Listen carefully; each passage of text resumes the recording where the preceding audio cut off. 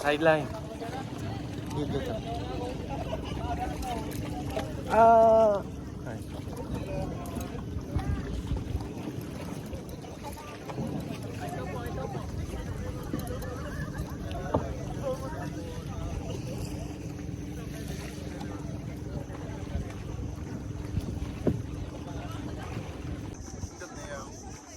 Saan?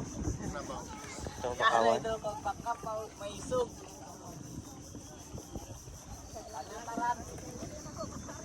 Ah, ito ang lagoon. Ali! Sana madalay ka na. Yan ay na. Sana. Oo. Del. Adel. Teka ko. Del. Yan ay na ba?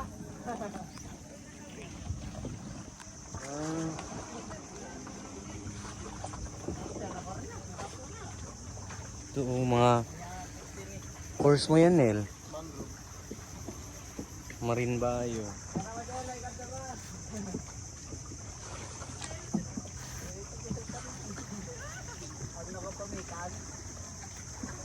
Fresh water to, kuya, no? Boss, kuya. Fresh water na eh. Fresh water.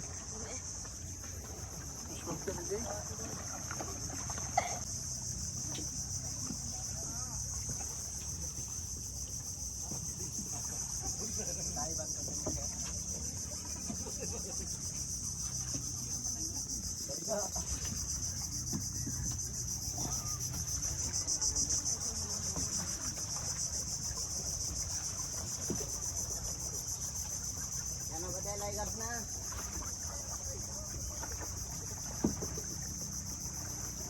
Sila ba sa Dubai? Ano na? Ka, 2 taon.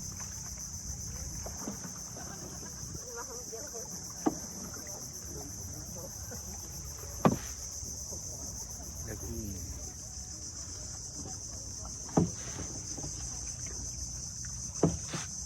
Ilog koran.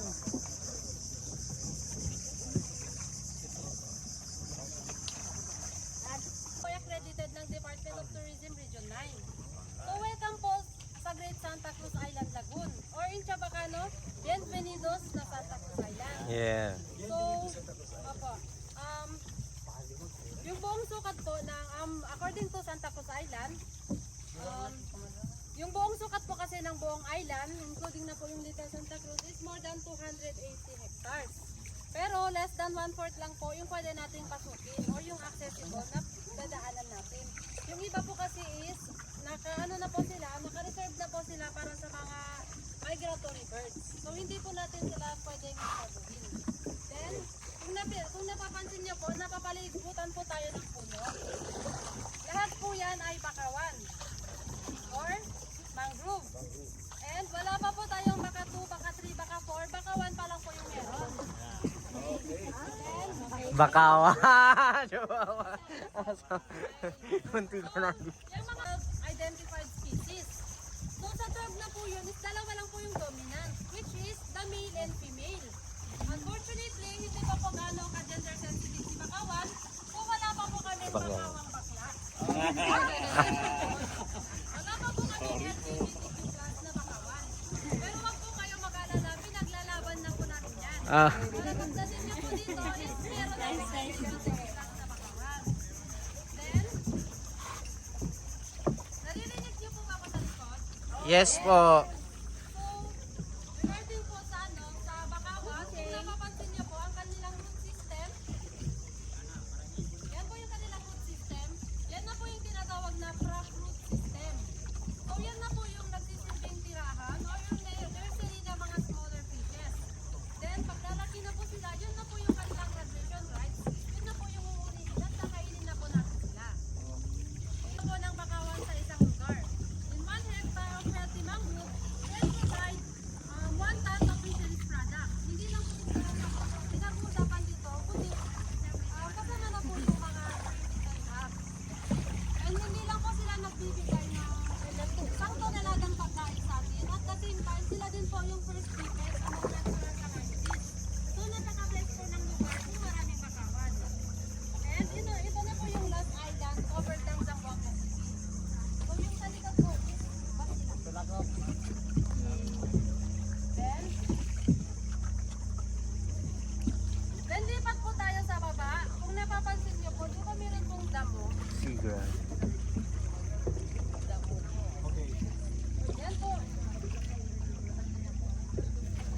damo daw. May damo. Sino daw yung nagdadamo? Kung naririnig niyo po ba ako? Po ba na parang may damo? Yes. Damo rin po yung tawag dyan. Kaso doon na po tayo sa social. Sa English, seagrass. Siga. So, dalawa din po yung klase na meron na seagrass dito sa amin. Yung longer strand po is in seagrass. And yung maliit na naman po is turtle seagrass. Ano po ba yung contribution ng seagrass? Kung napapansin niyo po, madumi po yung seagrass. So, avoid touching lang po sa ating seagrass kasi certified po na Makati. Hindi po sila taga Manila, taga Makati po sila.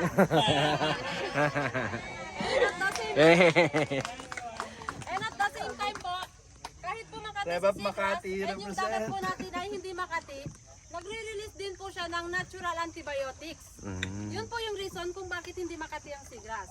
And hindi lang po siya nag-filter ng mga dumi sa dagat. At the same time, siya din po yung nagbibigay ng oxygen para sa mga isda. So, yung 1 square meter of seagrass, nagproproduce po sila ng 10 liters of oxygen. So, binansagan po siyang the lungs of the sea. Okay. So, tulad po ng sinabi ko kanina, sa 12 identifiers, Take 2. then, yun na po yung sabi ko kanina, dalawa lang yung dominant, si babae at si lalaking bakawan. So, dito ko po i-differentiate kung paano po yung pagkakakilala sa kanila. Pero may question lang po ako, kung may naniniwala po ba dito na may forever?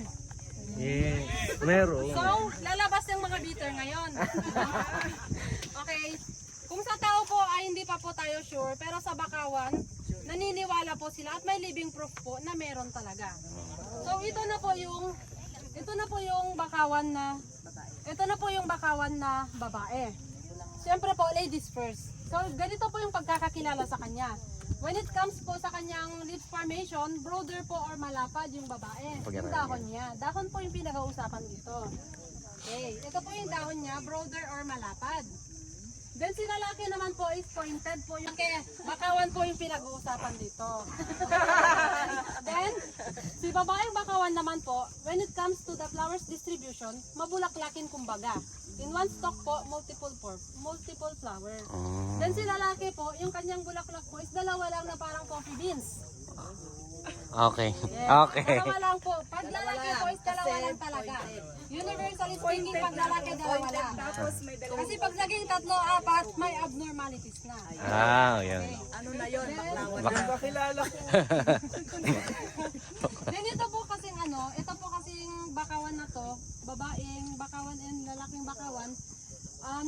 Ito na po yung kanilang flowers. Pag Sprout. nagiging matured po kasi nagiging marupok. So, yung kanyang kinalabasan. Ayun. So, ang tawag po dito is propagule. Mamaya ng spelling, baka po kasi matagalan dahil mahina yung internet. Okay?